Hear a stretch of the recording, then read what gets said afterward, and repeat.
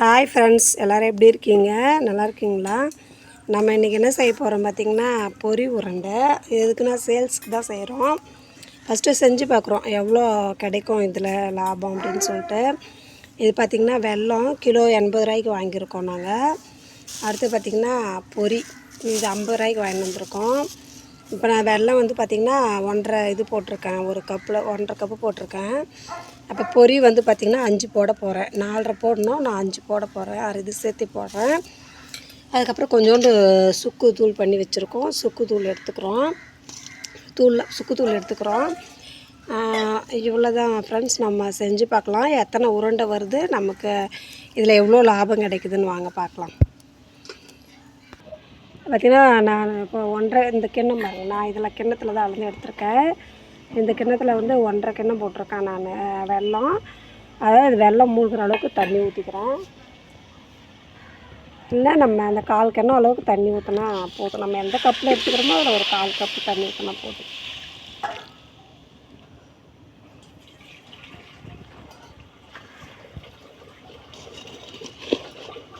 இது பாகு வெல்லம் தான், நல்லா கரைஞ்சிடும்.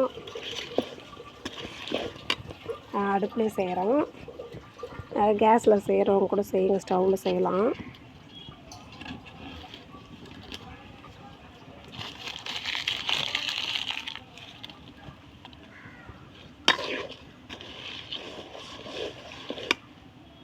பொரி வந்து நம்ம அளந்து கொட்டிக்கலாம் ஃப்ரெண்ட்ஸ்.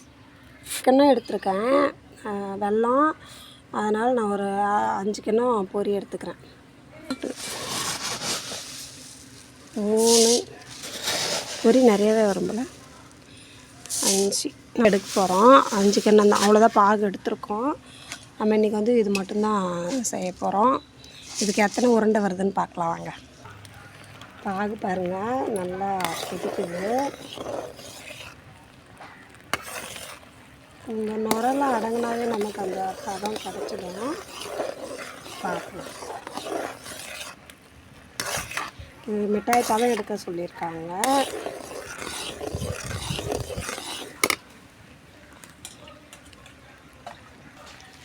சுக்குத்தூள் போட்டுட்டேன்ல, இதில் போட்டுருக்கேன். அதில் இறக்கிட்டு கூட போட்டுக்கலாம்.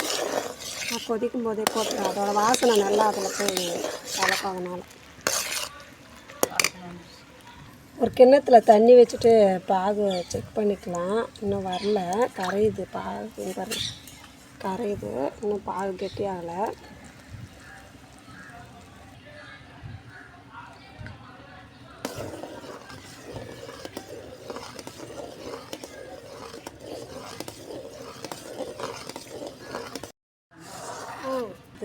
இது எல்லாம் பாகு சொல்லுவாங்க. இது அதிர்ஷ்டத்துக்கே முன்ன ஸ்டேஜ் தான் இது. இன்னும் கொஞ்சம் நல்லா இதாகட்டும் பாகு. நம்ம எப்பவுமே இந்த மாதிரி கொஞ்சம் அடங்குற டைமில் வந்து செக் பண்ண ஆரம்பிச்சிடணும். நமக்கு கம்பி பதம் வேணுமா, என்ன பதம் வேணுமோ அது மாதிரி செக் பண்ண ஆரம்பிச்சிடணும்.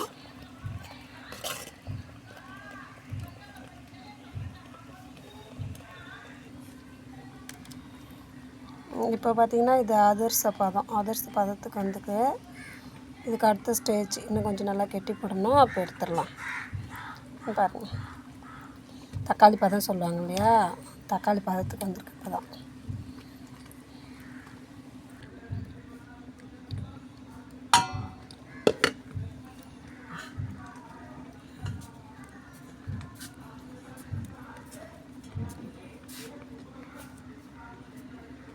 பார்த்திங்கன்னா பாருங்கள், நல்லா உருண்டு வந்திருக்கு. நல்லா பாருங்கள், உருண்டு வந்திருக்கு. இதை நம்ம ஒரு தட்டில் போட்டு பார்க்கலாம் சவுண்டு எப்படி வருதுன்னு. சவுண்டு வருது. இப்போ நம்ம இந்த சவுண்டு வருதா, என்னது, இப்போ நம்ம ஆஃப் பண்ணிவிட்டு இறக்கிடுவோம் பாகு. இப்போ நம்ம இந்த பொரியில் கொஞ்சம் கொஞ்சமாக ஊற்றி மிக்ஸ் பண்ணுவோம் ஃப்ரெண்ட்ஸ். நம்ம பாகில் எல்லாம் ஊற்றி மிக்ஸ் பண்ணணும். அது கொஞ்சம் பாத்திரம் சின்னதாக இருக்கிறதால நம்ம பொரியில் ஊற்றி மிக்ஸ் பண்ணணும்.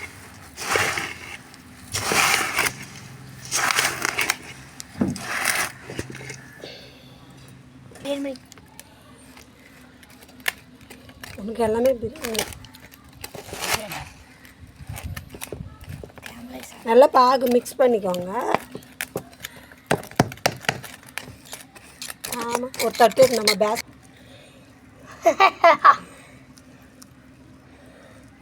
விட்டா ஒரு சென்னைக்கு வேப்பம் இருக்கா?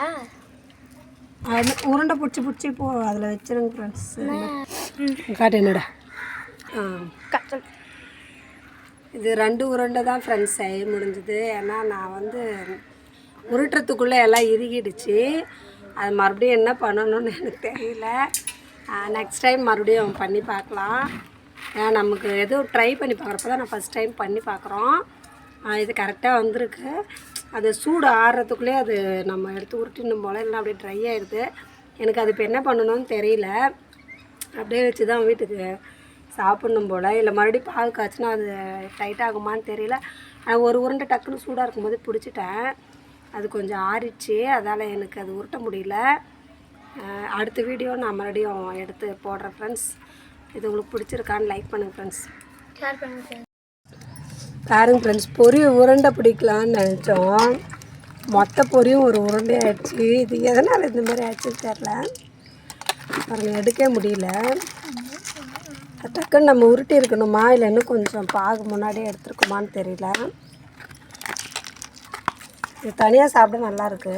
ஆனால் போய் டைட்டாக பிடிச்சிக்கிச்சு. இது என்ன பண்ணுறதுன்னு தெரில. பாத்திரம் ஏதாவது பெருசாக போட்டு நம்ம பண்ணியிருக்கணுமான்னு தெரியல. உங்களுக்கு ஏதாவது இது ஐடியா இருந்தால் சொல்லுங்கள். இது என்ன பண்ணலாம்? மறுபடியும் ஏதாவது ஹீட் பண்ணால் இது கொஞ்சம் உருண்டை பிடிக்க வருமா இல்லை அவ்வளோதானா இது அப்படின்னு.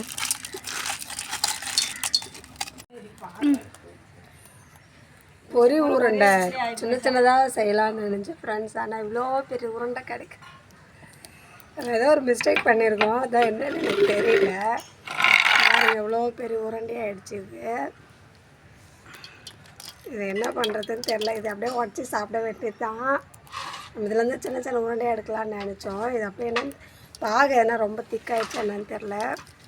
நம்ம உருண்டை பிடிக்கிறதுக்குள்ளே இவ்வளோ கெட்டியாகிடுச்சு. இது மொத்தமும் ஒரே உருண்டையாக ஆகிடுச்சு. எதனால் மிஸ்டேக் இருந்தால் உங்களுக்கு தெரிஞ்சால் சொல்லுங்கள் இது எப்படி எடுக்கணும்னு. ரொம்ப என்னோட சேர்த்து வச்சுருவேன் ஃபோட்டோ.